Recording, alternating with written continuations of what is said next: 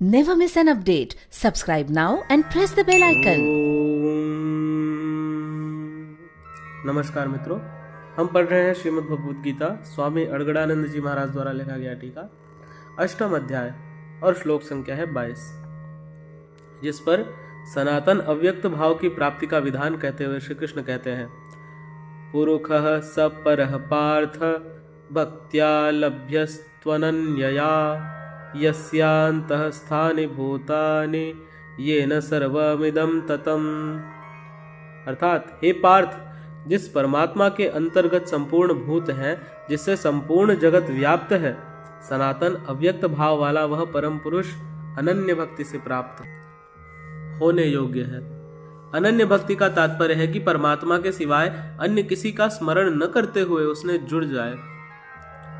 अनन्य भाव से लगने वाले पुरुष भी कब तक पुनर्जन्म की सीमा में हैं और कब वे पुनर्जन्म का अतिक्रमण कर जाते हैं, इस पर योगेश्वर कहते हैं, यत्र काले त्वनावृत्तिम आवृत्तिम चैव योगिनः प्रयाता यान्ति तं कालम वक्ष्यामि भरतर्षभ। कि हे अर्जुन, जिस काल में शरीर त्याग कर गए हुए योगी जन पुनर्जन्म को नहीं पाते और जिस काल में शरीर त्यागने पर पुनर्जन्म पाते हैं, मैं अब उस काल का वर्णन करता हूं। अग्निर्ज्योतिरः शुक्लः षण्मासा उत्तरायणम तत्र प्रयाता गच्छन्ते ब्रह्म ब्रह्माविदो जनाः।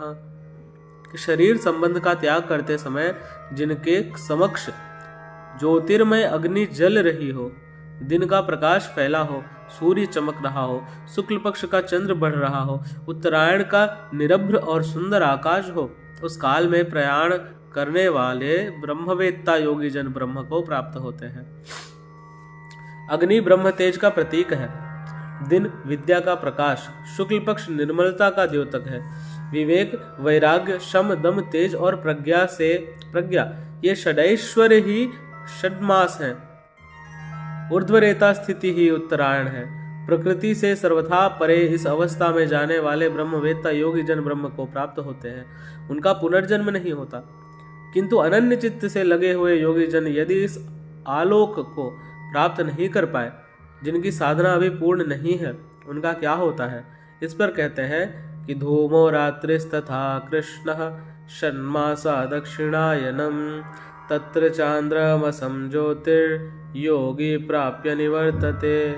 अर्थात जिसके प्रयाण काल में धुआं फैल रहा हो, योगाग्नि हो, अर्थात अग्नि यज्ञ प्रक्रिया में पाई जाने वाली अग्नि का स्वरूप है, किंतु धुएं से आच्छादित हो, अविद्या की रात्रि हो, अंधेरा हो, कृष्ण पक्ष का चंद्रमा क्षीण हो रहा हो, कालिमा का बाहुल्य हो, षड विकारों का काम क्रोध लोभ मोह मद और मत्सर से युक्त दक्षिणायन अर्थात बहिर्मुखी हो, जो परमात्मा के प्रवेश से अपनी बाहर है, उस योगी को पुनः जन्म लेना पड़ता है। तो क्या शरीर के साथ उस योगी की साधना नष्ट हो जाती है?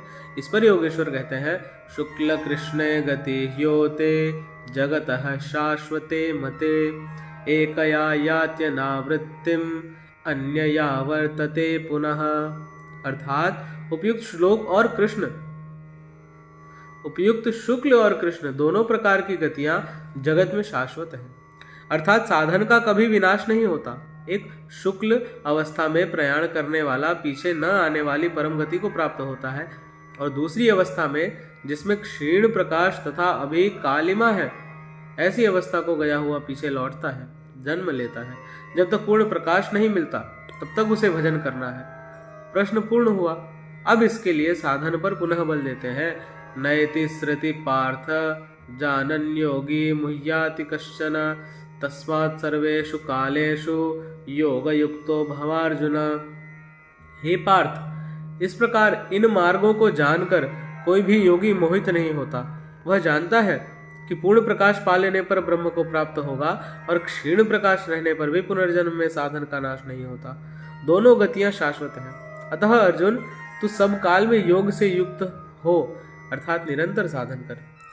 वेदेषु यज्ञेषु तपस्सु चैव दानेषु यत् पुण्यफलं प्रदिष्टम् अत्येति तत्सर्वमिदं विदित्वा योगी परम स्थानमुपैति चाद्यम, अर्थात इसको साक्षात्कार सहित जानकर, मानकर नहीं, योगी वेद, यज्ञ, तप और दान के पुण्य फलों का निसंदेह अतिक्रमण कर जाता है और सनातन परम पद को प्राप्त होता है। अविदित परमात्मा की साक्षात जानकारी का नाम वेद है। वह अविदित तत्व जब विदित हो गया तो अब कौन किसे जाने। अतः विदित होने के पश्चात वेदों से भी प्रयोजन समाप्त हो जाता है, क्योंकि जानने वाला भिन्न नहीं है। यज्ञ अर्थात आराधना की नियत क्रिया आवश्यक थी, किंतु जब वह तत्व विदित हो गया तो किसके लिए भजन करें। मन सहित इंद्रियों को लक्ष्य के अनुरूप तपाना तप है। लक्ष्य प्राप्त होने पर किसके लिए तप करें। मन, वचन और कर्म से सर्वतोभावेन समर्पण का नाम दान है। इन सब का पुण्य फल है परमात्मा की प्राप्ति। फल भी अब विलग नहीं है, अतः इन सब की अब आवश्यकता ही नहीं रही। वह योगी यज्ञ, तप, दान इत्यादि के फल को भी पार कर जाता है, वह परम पद को प्राप्त होता है। इस अष्टम अध्याय का निष्कर्ष। इस अध्याय में 5 प्रमुख बिंदुओं पर विचार किया गया, जिनमें सर्वप्रथम अध्याय 7 के अंत में योगेश्वर श्री कृष्ण द्वारा बीजारोपित प्रश्नों को स्पष्ट समझाने की जिज्ञासा से इस अध्याय के आरंभ में अर्जुन ने 7 प्रश्न किए कि भगवान, जिसे आपने कहा वह ब्रह्मा क्या है, वह आध्यात्म क्या है, वह संपूर्ण कर्म क्या है, अधिदैव, अधिभूत और अधियज्ञ क्या है, और अंतकाल में आप किस प्रकार जानने में आते हैं कि कभी विस्मृत नहीं होते। योगेश्वर श्री कृष्ण ने बताया कि जिसका विनाश नहीं होता वही परब्रह्म है। स्वयं की उपलब्धि वाला परम भाव ही अध्यात्म है, जिससे जीव माया के अधिपत्य से निकलकर आत्मा के अधिपत्य में हो जाता है, वही अध्यात्म है।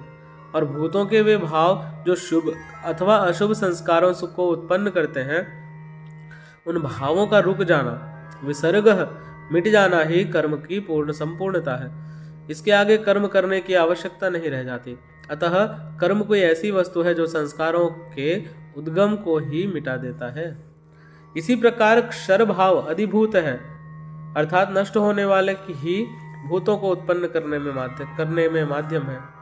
वे ही भूतों के अधिष्ठाता है। परम पुरुष ही अधिदेव है, उनमें देवी संपत्ति विलीन होती है। इस शरीर में अधियज्ञ मैं ही हूँ, अर्थात जिसमें यज्ञ विलय होते हैं वह मैं हूँ, यज्ञ का अधिष्ठाता हूँ। वह मेरे स्वरूप को ही प्राप्त होता है, अर्थात श्री कृष्ण एक योगी थे। अधियज्ञ कोई ऐसा पुरुष है जो इस शरीर में रहता है, बाहर नहीं। अंतिम प्रश्न की अंत समय में आप किस प्रकार जानने में आते हैं, तो उन्होंने बताया कि जो मेरा निरंतर स्मरण करते हैं, मेरे सिवाय किसी दूसरे विषय वस्तु का चिंतन नहीं करते और ऐसा करते हुए शरीर का संबंध त्याग देते हैं, वे मेरे साक्षात स्वरूप को प्राप्त होते हैं, जिसे अंत में भी वही प्राप्त रहता है। शरीर की मृत्यु के साथ यह उपलब्धि होती हो ऐसी बात नहीं है। मरने पर ही मिलता तो श्री कृष्ण पूर्ण न होते। अनेक जन्मों में चलकर पाने वाला ज्ञानी उनका स्वरूप न होता। मन का सर्वथा निरोध और निरुद्ध मन का भी विलय ही अंतकाल है, जहाँ फिर शरीरों की उत्पत्ति का माध्यम शांत हो जाता है। उस समय वह परम भाव में प्रवेश पा जाता है, उसका पुनर्जन्म नहीं होता। इस प्राप्ति के लिए उन्होंने स्मरण का विधान बताया। अर्जुन, निरंतर मेरा स्मरण कर और युद्ध कर, दोनों एक साथ कैसे होंगे? कदाचित ऐसा हो कि जय गोपाल हे कृष्ण कहते रहें, लाठी भी चलाते हैं। स्मरण का स्वरूप स्पष्ट किया कि योग धारणा में स्थिर हो रहते हुए मेरे सिवाय अन्य किसी भी वस्तु का स्मरण न करते हुए निरंतर स्मरण कर। जो स्मरण इतना सूक्ष्म है तो युद्ध कौन करेगा? मान लीजिए यह पुस्तक भगवान है, तो इसके अगल बगल की वस्तु सामने बैठे हुए लोग या अन्य देखी सुनी कोई वस्तु संकल्प में भी न आए, दिखाई न पड़े। यदि दिखाई पड़ती है तो स्मरण नहीं रहे, ऐसे स्मरण में युद्ध कैसे होगा? वस्तुतः जब आप इस प्रकार निरंतर स्मरण में प्रवृत्त होंगे तो उसी क्षण युद्ध का सही स्वरूप खड़ा होता है। उस समय माइक प्रवृत्तियां बाधा के रूप में प्रत्यक्ष ही है। काम, क्रोध, राग, द्वेष, दुर्जय शत्रु हैं। ये शत्रु स्मरण करने नहीं देंगे, इनसे पार पाना ही युद्ध है। इन शत्रुओं के मिट जाने पर ही व्यक्ति परम गति को प्राप्त होता है। इस परम गति को पाने के लिए अर्जुन, तू जप तो ओम का ध्यान मेरा कर, तो जब ओम और ध्यान में रखकर, अर्थात श्री कृष्ण एक योगी थे, नाम और रूप आराधना की कुंजी है। योगेश्वर श्री कृष्ण ने इस प्रश्न को भी लिया कि पुनर्जन्म क्या है, उनमें कौन कौन आते हैं, तो उन्होंने बताया कि ब्रह्मा से लेकर यावन मात्र जगत पुनरावर्ती है और इस सब के समाप्त होने पर भी मेरा परम अव्यक्त भाव तथा उसमें स्थिति समाप्त नहीं होती। इस योग में प्रविष्ट पुरुष की दो गतियां हैं। जो पूर्ण प्रकाश को प्राप्त षडैश्वर्य संपन्न ऊर्ध्वरेता है, जिसमें लेश मात्र भी कमी नहीं है, वह परम गति को प्राप्त होता है। यदि उस योगकर्ता में लेश मात्र भी कमी है, कृष्ण पक्ष सी कालिमा का संचार है, ऐसी अवस्था में शरीर का समय समाप्त होने वाले योगी को जन्म लेना पड़ता है। वह सामान्य जीव की तरह जन्म मरण के चक्कर में नहीं फंसता, बल्कि जन्म लेकर उससे आगे की शेष साधना पूरा करता है। इस प्रकार आगे के जन्म में उसी क्रिया से चलकर वह भी वहीं पहुंच जाता है जिसका नाम परम धाम है। पहले भी श्री कृष्ण कहे आए हैं कि इसका थोड़ा भी साधक जन्म मरण के महान भय से उद्धार करा के ही छोड़ता है। दोनों रास्ते शाश्वत हैं, अमिट हैं। इस बात को समझकर कोई भी पुरुष योग से चलायमान नहीं होता। अर्जुन, तू योगी बन। योगी वेद, तप, यज्ञ और दान के भी पुण्य फलों का उल्लंघन कर जाता है, परम गति को प्राप्त होता है। इस अध्याय में स्थान स्थान पर परम गति का चित्रण किया गया है, जिसे अव्यक्त, अक्षय और अक्षर कहकर संबोधित किया गया, जिसका कभी क्षय अथवा विनाश नहीं होता। अतः ओम तत्सदिति श्रीमद्भगवद्गीतासु उपनिषत्सु ब्रह्म विद्यायां योगशास्त्रे श्रीकृष्णार्जुन संवादे अक्षर ब्रह्म योगो नाम अष्टमोऽध्यायः। इति श्रीमद्परमहंस परमानंद शिष्य स्वामी अडगड़ानंद कृते श्रीमद्भगवद्गीतायाः यथार्थ गीता भाष्ये अक्षर ब्रह्म योगो नाम अष्टमोऽध्यायः। हरि ओम तत्सत्।